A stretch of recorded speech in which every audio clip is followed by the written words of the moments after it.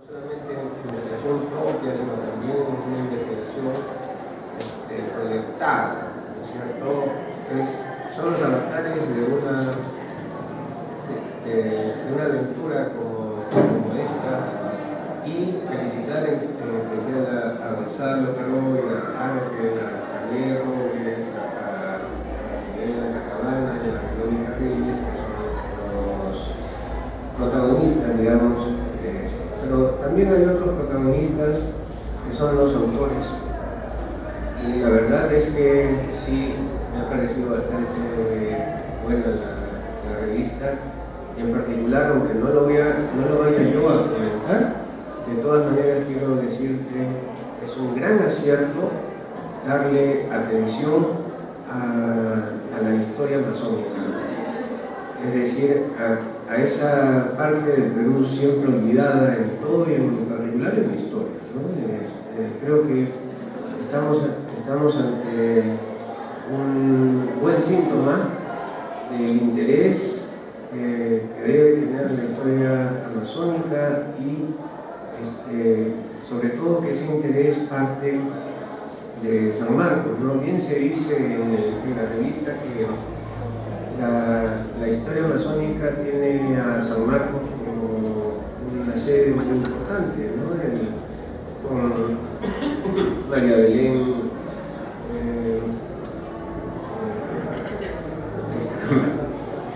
si te la conozco, María Belén, bueno, Soria, Casaverde, perdón, y a Casaldo también como la otra parte, ¿no? De la parte artística.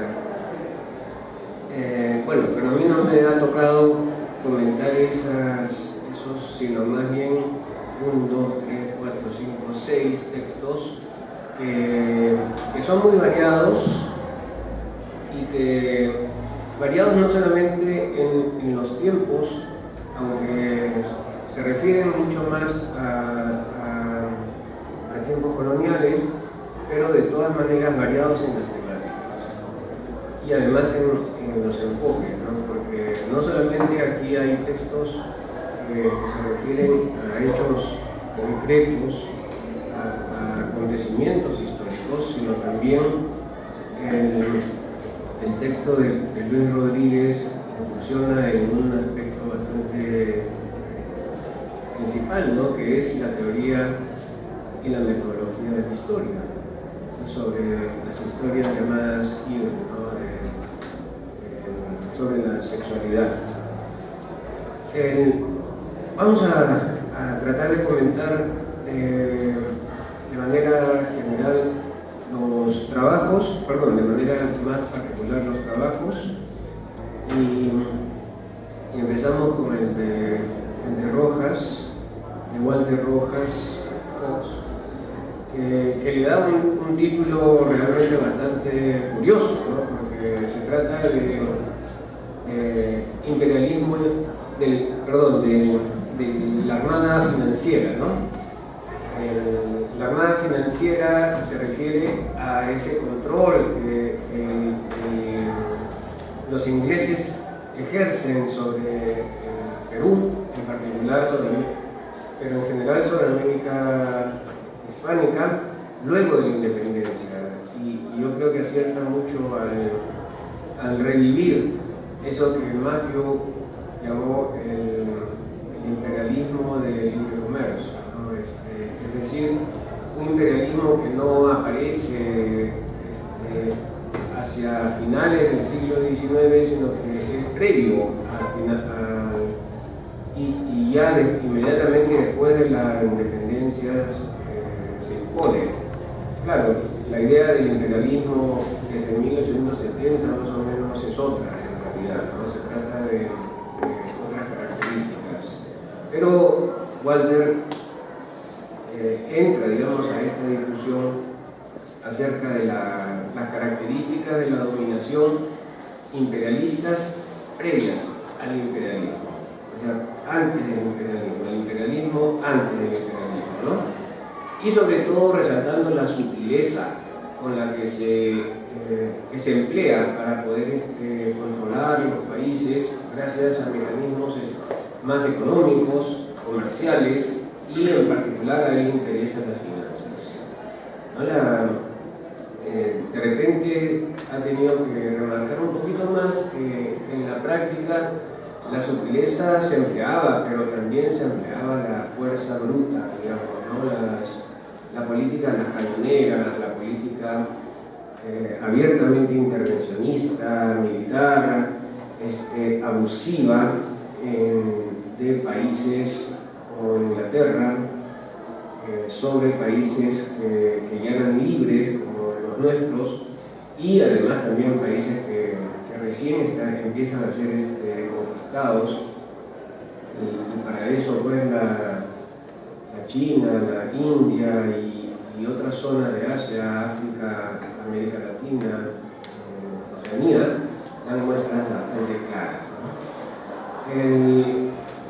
Y uno de los puntos que busca manejar es el concepto de geoeconomía, donde entiendo que se busca establecer características económicas de una región geográfica del mundo, ¿no? Y en este caso, este dominio pre-imperialista, pero con rasgos ya imperialistas.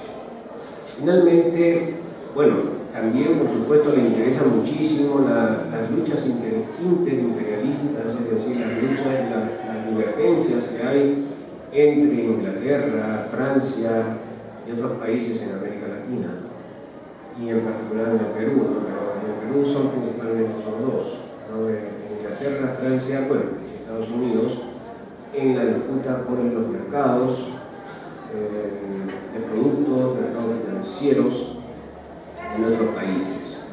Finalmente, lo que resalta Walter Rojas, y esto lo hemos conversado en un curso que tuvimos, es el estudio más específicamente de la familia Garland. Una familia que entra, se asienta, digamos, a través de un mecanismo bastante simple, ¿no?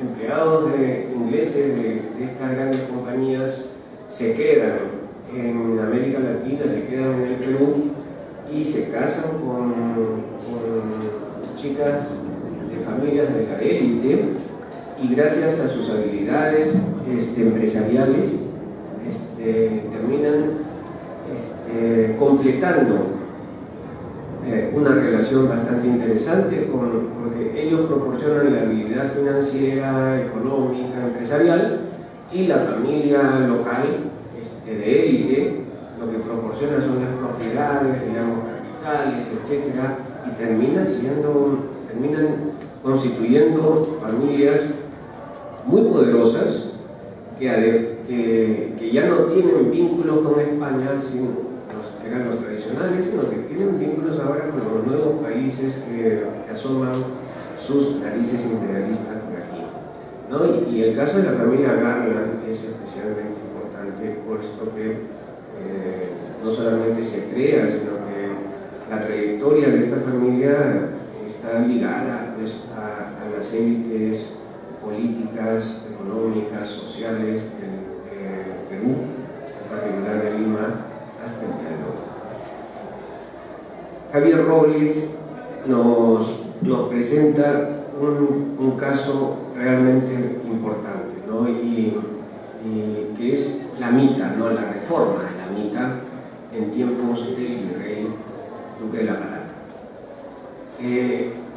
Es realmente interesante para mí, puesto que a mí me interesa el aspecto laboral de la historia, y una de las cosas que creo que es necesario resaltar aquí es el manejo que Javier hace de la información de fuentes, pero en particular el enfoque que le da, que podemos discrepar por supuesto bastante con él, pero no vamos a discrepar porque no está, ¿no?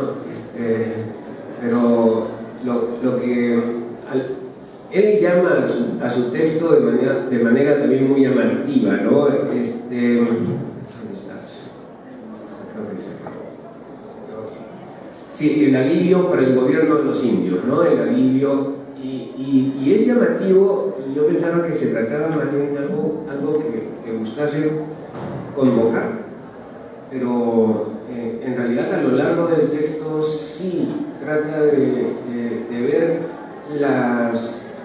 los resultados de esto, como que efectivamente la corona buscaba también aliviar la carga que esta gente tenía para realizar los trabajos comunitarios, ¿no? En particular en Potosí, hacia finales ya del siglo XVII, cuando la destrucción o disminución, digamos, demográfica es tremenda, ¿no? El resultado de esto es que la corona se ve obligada, más que para aliviar a los mitayos el trabajo, las cargas, la corona se ve obligada a reestructurar el sistema de la mita. Y se ve obligada porque sencillamente la población indígena ha disminuido de tal manera, y todo es un caos en las cuentas de la población nativa, que la corona se propone poner orden en las cuentas. ¿Por qué? Porque para este momento no solamente ha disminuido tremendamente la población, tremenda, ¿no? O sea, se ha diezmado la población, o sea, prácticamente ha quedado por lo menos o máximo 1 de cada 10 de los habitantes del país que había a la llegada de los españoles. Pero no solamente eso, sino que además diversos intereses que hay en el mundo rural hacían que se escondiesen los indios capaces de ir a la ermita. Y esto, o sea, mecanismos tanto de la gente encargada del control, curas, corregidores, todos sus ayudantes, pero también curacas, también están interesados en esconder a esta población para no mandarla, pues, para no tener que prescindir de esta gente. Y por eso es que a la corona le interesa volver a contar a todo el mundo, y eso es lo que hace, cuenta a todo el mundo, a toda la población nativa, a fin de establecer cuánta gente hay entre 18 y 50 años para organizar las mitas. Claro, hay una especie de alivio de toda esta gente. ¿Por qué? Porque en cada pueblo, por decir, se contaba que había 500 o ya 100 personas, y entonces esas 100 personas tenían que hacer las rotaciones por séptimas partes, es decir, cada 3 años y medio le tocaba volver a ir y volver a ir. Pero si en el papel decía que había 100, en la práctica no había 100. ¿Por qué? Porque había disminuido la población desde el último conteo, y además había fugas, había los llamados forasteros, y entonces a la corona le interesa aliviar a esta gente, que en la práctica ya no hacía cada 3 años y medio, sino cada 2 años y medio tenía que ir a las mitas, y esto era terrible, realmente terrible. Entonces la corona tiene la necesidad de realizar un nuevo conteo general, pero además también aprovecha para prácticamente eliminar la categoría de forasteros, incluyendo a los forasteros en los turnos de mita, pero además también piensa incluir a unas nuevas 14 provincias para que acudan a la mita, que antes no estaban obligadas, a la mita de Potosí estoy diciendo, y ahora llega a incluir 6 nuevas provincias. Es decir, ahora la mita se va a repartir entre algo más de personas, por supuesto, y se vuelve a los 3 años y medio. Ese es un alivio, por supuesto que es un alivio, pero sin embargo el tema está en que se incluya más gente, Se incluye, en realidad se alinean los originarios, pero no se alinean los forasteros. Eso sí creo que es bastante interesante, ¿no? Al final de cuentas termina habiendo una cantidad fija, nueva, para abastecer de trabajo unitario a las minas de Potosí, y esto ha de garantizar el funcionamiento de las minas de Potosí. O sea, ha de ser bastante importante todo esto que realiza el Duque de La Palata. Dos trabajos tengo sobre historia del arte, ¿no? Silvia Pablo, que aquí tiene el análisis de un cuadro, ¿no? Del cuadro La nave de la iglesia, y el profesor Cabanillas el análisis de los vasos ceremoniales, ¿no? Claro, Freddy también recurre a esto de llamar la atención, ¿no? Porque si tú lees un artículo, el título de un artículo que te dice 2 más, ¿a qué te hace pensar, no?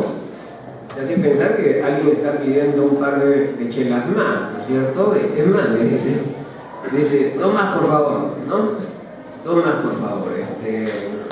Esto es un ardid, por supuesto, y es válido, completamente válido, y hasta yo diría que sí hay que utilizarlo, ¿no? Para llamar la atención, porque ahora en estos tiempos de tanta cantidad de información, de todas maneras hay que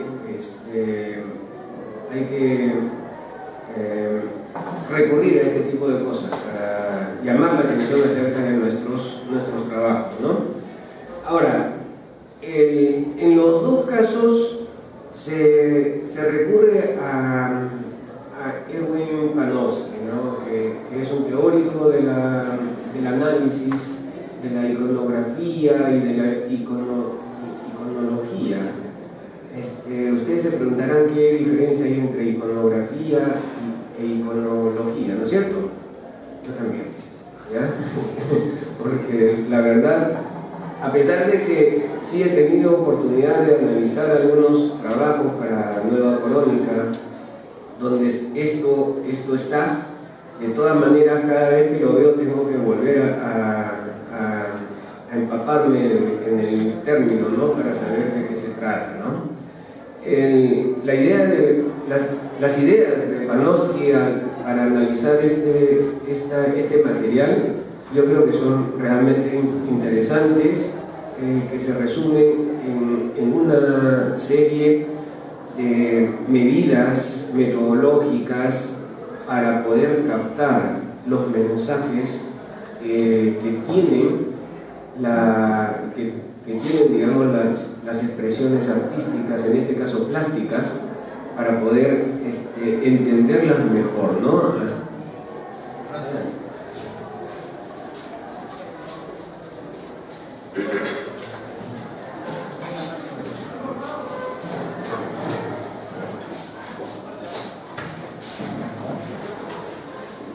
Vamos a cambiar de tema entonces, porque ha llegado el profesor Cabanillas.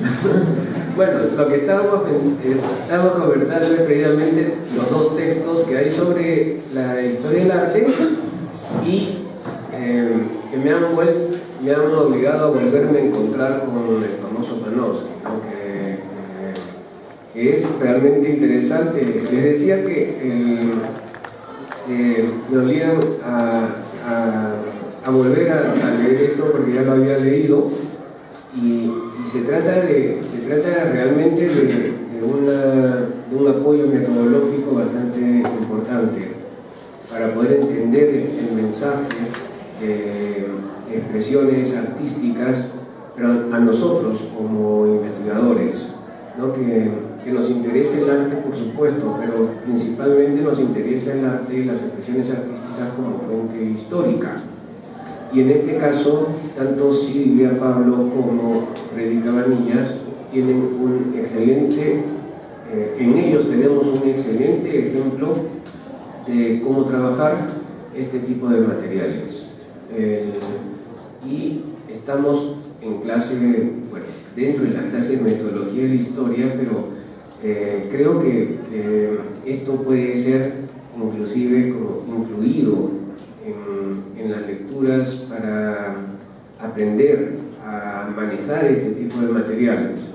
No quiere decir que nos convirtamos en historiadores del arte, pero sí hasta a historiadores económicos o sociales o políticos se nos presentan muchas veces materiales de esta naturaleza y hay que reconocer que no estamos preparados para manejarlos, sobre todo para ver esto que en los dos casos está tratando de encontrar el lenguaje retórico en la pintura o en estas expresiones en los vasos ceremoniales que el profesor Cabanillas analiza de manera bastante exhaustiva, ¿no?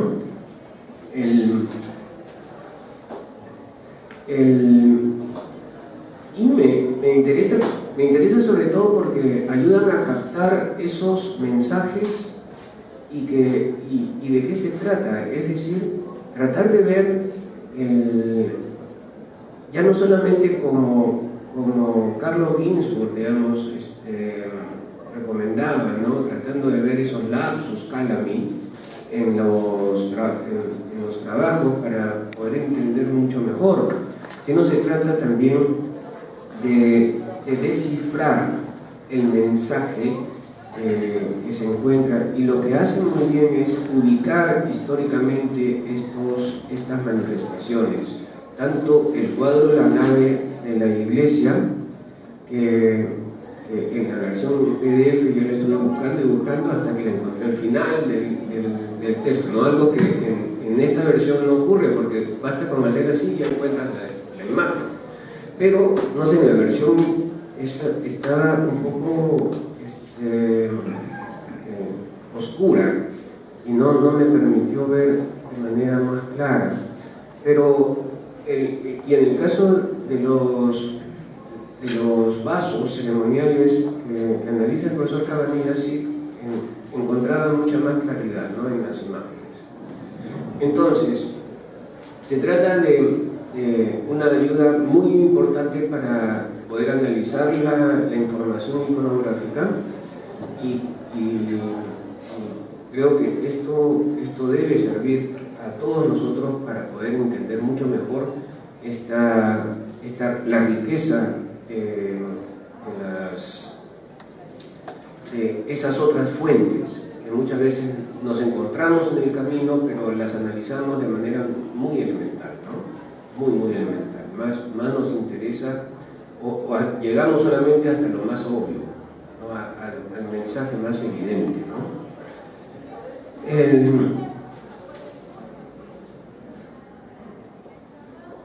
Dos invitados de la Universidad Villarreal,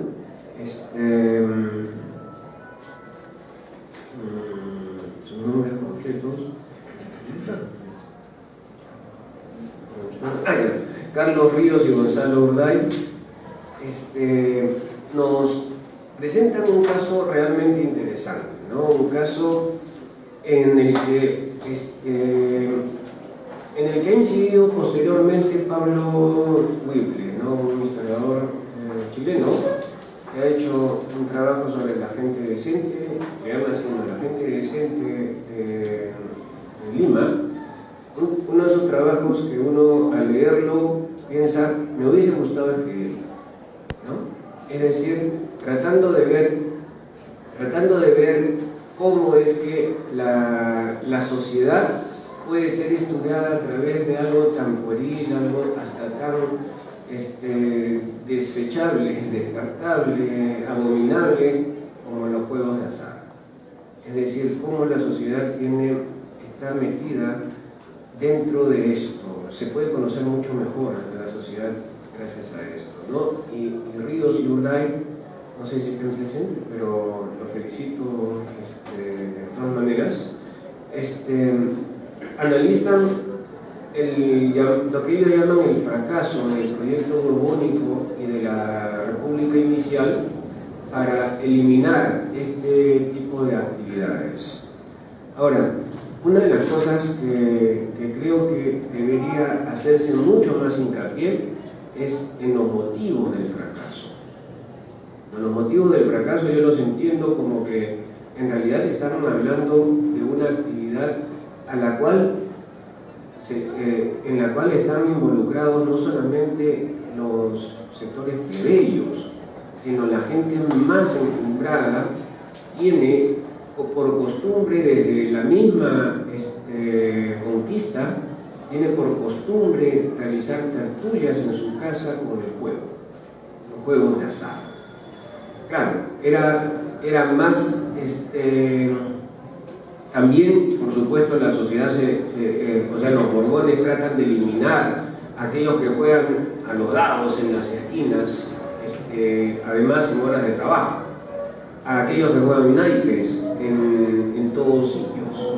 Pero sin embargo, una de las cosas que nunca pudieron mover ni un ápice es el juego que las élites sociales, los poderosos, tenían dentro de sus casas en la ciudad de Lima y también en el balneario entonces de ella, ¿no? Que era Chorrillos, ¿no? Esa práctica creo que es bastante significativa, ¿no? Ahora, el texto es muy corto y pareciera como que está en proyecto, pero y además a Pablo Whipple lo citan, pero en un artículo anterior al libro que sacó este mismo año, ¿no? Finalmente, pero no por otro motivo que para resaltar el trabajo de Luis Rodríguez, ¿no? Se trata de los estudios GIR en la historia del Perú, bases teóricas y fuentes para su estudio, ¿no? Se trata de un trabajo que me ha parecido bastante bueno, realmente bastante bueno, ¿no? Él analiza una serie de autores que han tratado de ubicar esta sexualidad periférica, ¿no es cierto? Esta sexualidad no anómala, pero no normal, que le llaman, ¿ya? Y yo creo que es bastante oportuno este estudio, muy oportuno, no por lo que haya dicho un ser conocido hace poco tiempo, ¿no? Empieza con B, su apellido y termina con E. No por eso, no por Bruce, sino porque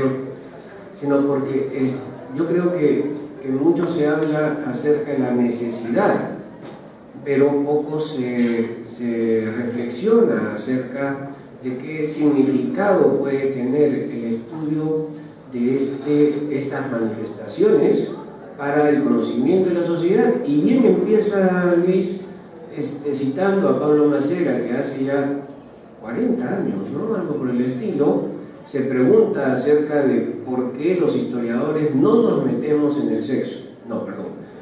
No.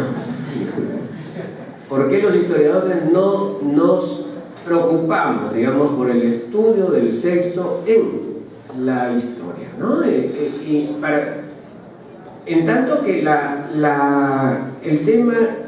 el tema puede parecer secundario, terciario, ¿no? Pero sin embargo es parte de la vida cotidiana, y la vida cotidiana también es parte de tiene que ser parte de nuestras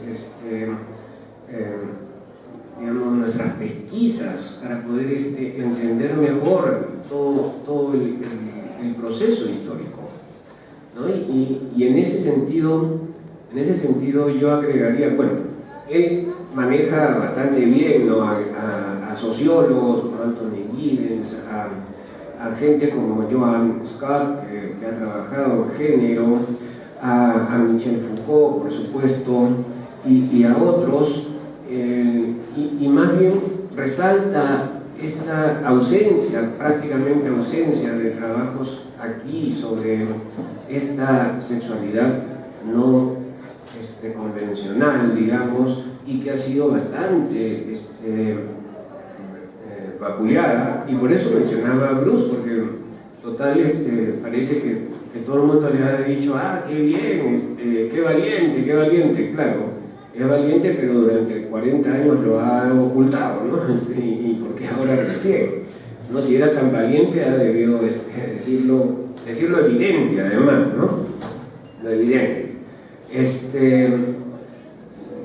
Y una de las cosas que habría más bien que incidir en esto es en los estudios aquí en el Perú que se han realizado acerca de la homosexualidad, tanto masculina como femenina.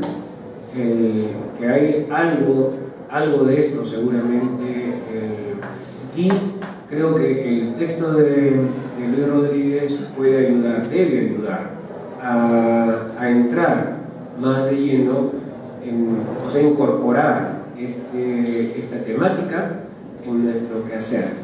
No digo personalmente porque cada quien tiene sus prioridades, digamos, ¿no? Inclusive cuando estoy trabajando a productores, me encuentro con el maricón Francisco, ¿ya? Así lo decían, lo llamaban en el documento, ¿no? Que era un artesano, y caramba, no puede ser. Leí 3 veces si decía efectivamente eso, ¿no? Y sí lo decía. Y me pareció estupendo para realizar un trabajo como pero al final solamente lo utilicé como productor, ¿no? Y me ayudó mucho porque también me mostró otro aspecto, ¿no? No tanto su orientación sexual cuanto lo que él decía, y decía muchas cosas que en otros lugares no puedes encontrar. A él lo tildaban de homosexual porque se bañaba, ¿ya? Así que cuidado. Es que en el siglo XVIII la gente parece ser que no se bañaba, porque cuidaba de su aspecto, porque se cambiaba de ropa, ¿no? Y eso me dio una serie de pautas para poder entender mucho mejor un aspecto de mi propia investigación, ¿no? Que era acerca de productores, es decir, ¿qué tanta ropa necesita una sociedad? Porque efectivamente, ¿no? La gente no tenía tanta ropa. Hoy día, piensen ustedes, somos de clases medias, etcétera, pero sin embargo, 2 pantalones tenemos, 3 pantalones tenemos, 4 camisas, y no vamos a seguir, ¿no? Pero ese tipo de cosas no existía en ese entonces, ¿no? No existía, y más bien a que sí se preocupa por su apariencia, inmediatamente, ese es maricón. Estoy usando el término histórico, por si acaso, ¿no? Así es que yo felicito nuevamente a todos los autores, a todos los involucrados en este volumen nuevo, el 5º de la revista de Analicemos, del grupo Analicemos, y espero que por supuesto sean bastante más números, y que se tenga mucho éxito, puesto que ayuda muchísimo a historiadores en ruta a manifestarse, a compartir, a discutir. Muchas gracias.